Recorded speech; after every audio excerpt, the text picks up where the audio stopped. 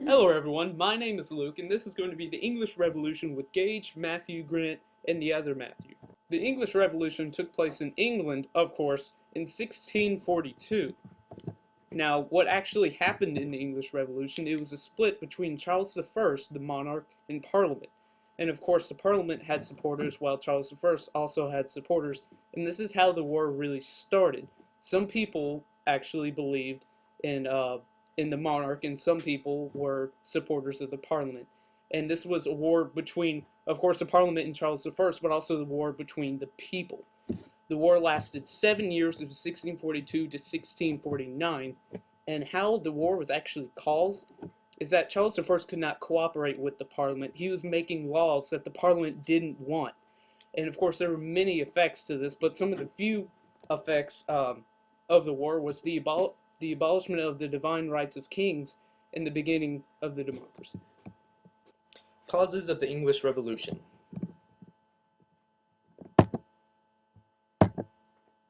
The split. Ascending to the thrones of England, Scotland, and Ireland in 1625, Charles I believed in the divine right of kings. This led him to frequent clashing with Parliament, as their approval was needed for raising funds.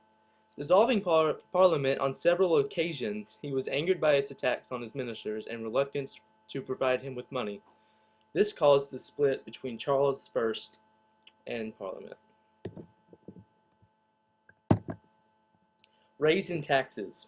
In 1629, after the split, Charles was left with absolutely no funding from Parliament, who usually funded his expensive rule. Without Parliament, Charles turned to many outdated taxes, which rose tax levels a vast amount for all under his rule. This funding approach ultimately angered the entire England population, including even the nobles. This increase in tax also led to his execution in 1649. Charles' arrogance. Charles I's arrogance also accounted for the English Revolution. Because of this arrogance and need of independence, Charles I remained by himself and often made terrible decisions in ruling England without Parliament's consent. These decisions led to an Irish revolt against the English rule, while Parliament and the King were already in an ongoing battle of authority. Hey people, I'm Matthew, Taz, as some of you know me, and I'm going to tell you about some important people in the English Revolution. So, King Charles the First. Charles the First was born November 19th, 1600. He died in 1625 by public execution. They stuck his head on the pike and stuck it on a slab of concrete, so that worked out well for him. The reason that, he dismissed the Parliament for 11 years. He did this because they issued the Petition of Rights, which limited his power to tax the people, and he wasn't too happy about it. This resulted in the deprivation of financial support, so the economy got all screwed up. And the king had asked the Parliament to help put down the Scottish Rebellion, but declined, so he couldn't make any more alliances or allies with any foreign countries. This ultimately led to the Civil War known as the English Revolution, with two sides, the side that supported the Parliament and the side that supported King Charles I. The next player in next major player was Oliver Cromwell. He was born in 1599 and he died September 3rd by natural causes. He was ill.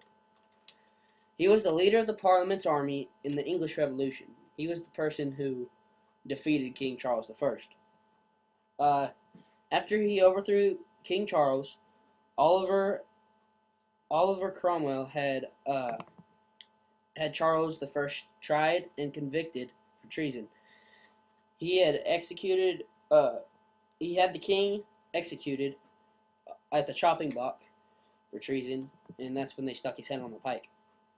Oliver became a dictator and established Puritanism as the state religion. He ruled England with not a lot of help from the Parliament until his death in 1658. Charles Charles II is the next person, and he's also the last person that I have. Charles II was born May 29th, 1630. He died February 6th, 1685 by a stroke. He was, as you can imagine, he was son of Charles I, so he's sort of like the prototype, or son of the prototype. He was invited from exile to become king by the Parliament because they wanted to reestablish monarchy, and that's exactly what this did. This reestablished monarchy and worked towards a counter-revolution. Hello, my name's Gage, and these are the main events of the English Revolution. Okay, so to start it off, there were 3 major battles. The first one was the Battle of Edgehill, which happened in 1642. Earl of Essex was commanded to stop Charles from advancing in London, and Earl of Essex, he was a leading parliamentary leader, and Charles was the king or monarch of England at the time. And Earl of Essex told his men not to fire back until later his men were being slaughtered, and then he gave orders of his men to fire back. Eventually both armies drew back, but it counted as a victory for Parliament because mainly they kept the English from getting out or getting into London. So the next one is the Battle of Marston Moor, happened in 1642. Prince Rupert entered the city of York, which was considered major since he was a royalist, and the north part of England, which is where York's at, was considered Parliament territory. And well, there was a battle going on there, and Rupert lost the battle because mostly his men were not disciplined very well at all, and the general was defeated on the right flank.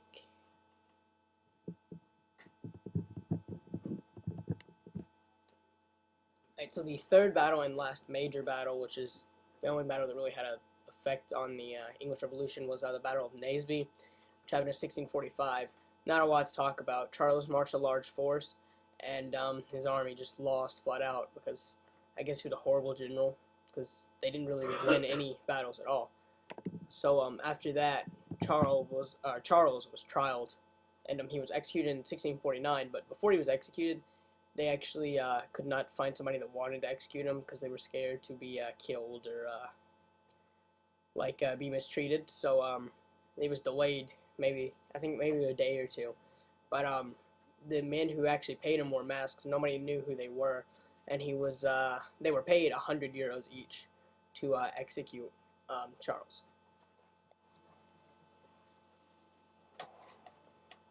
Hello, ladies, gentlemen, and people of the world. We are not here to talk about how extremely reptilian my face is right now. We are here to talk about the main effects of the English Revolution.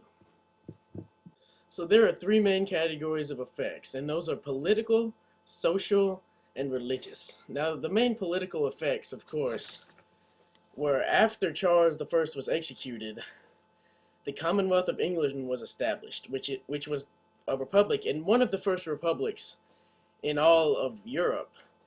And this was important because it kind of snowballed into something a lot larger than it really was. And the leader of the republic was none other than Oliver Cromwell, which was kind of a bad thing in the end because he disbanded the Commonwealth of England and became a dictator.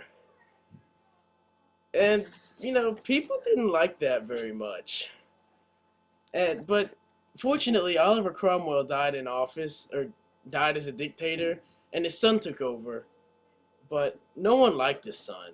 So they basically overthrew him and just established a monarchy again. So, it didn't affect the political aspect of the revolution that much. Alright, we will move on to the social effects now. There weren't many social effects. All really there are is that Charles I, as a dictator, he made the religion of England the Puritan religion. And the Puritans basically had a bunch of power, so they closed pretty much every English pastime that they didn't like, and all theaters, because, I don't know, they probably had something against acting or something. But the bad news for the British is they couldn't get tea time anymore. And they also forced strict religious observances on England, no matter what your religion was. And another social effect was 10% of England died during the Revolution. However, most of that was not because of the revolution itself, but because of disease. The virus known as typhus spread in the army camps of the soldiers via body lice. So yeah, you wouldn't want to be a soldier back then. And after the social effects, we come to the religious effects. Now, I kind of already hit on the religious effects in the sense that Puritans kind of took over, but some more where that Catholicism was destroyed. And Catholicism had been a part of England for a really long time, and this was a huge change overall. However, in 1689, separation of the church and state allowed everyone to have religious freedom again. So it's basically, this was a huge effect of the English Revolution, was that freedom of religion, even though it was like 15 years after the end of the Revolution, came into play in England. Thank you guys for listening. This has been the English Revolution.